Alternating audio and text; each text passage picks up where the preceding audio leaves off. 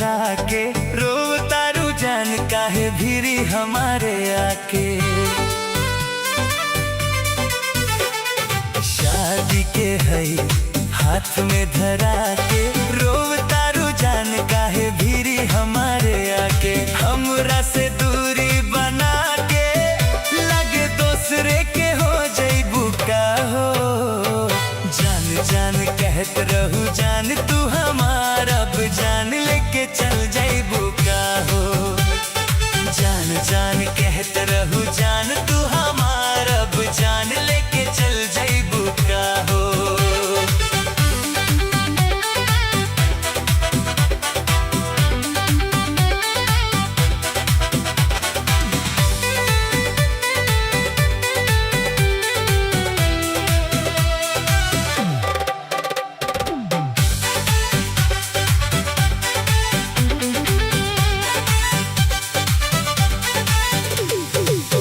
मीठी मीठी बात जान हमसे बतिया के, खुश बाड़ू का तू अब दूसरे संगे जाके।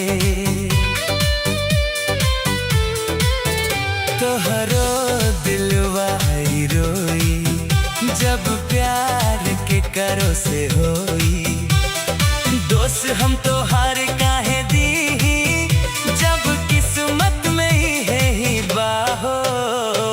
जान जान कहत रहू जान तू हमार, अब जान लेके चल जइबू का हो। जान जान कहत रहू जान तू हमार, अब जान लेके चल जइबू का हो।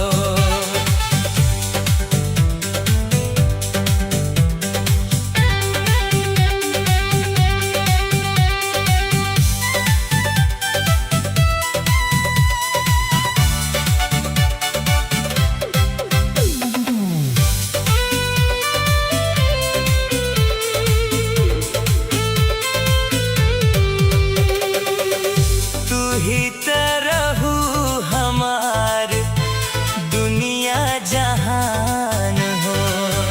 होखता जुदाई लागे निकली परान हो। अब साथ तोहार न रहब के करा से दुख कहब। राजेश के साथ तो हर छूटल अब दूसरे के हो जइबू का हो। जान जान कहत रहू जान तू हमार, अब जान लेके चल जइबू का हो।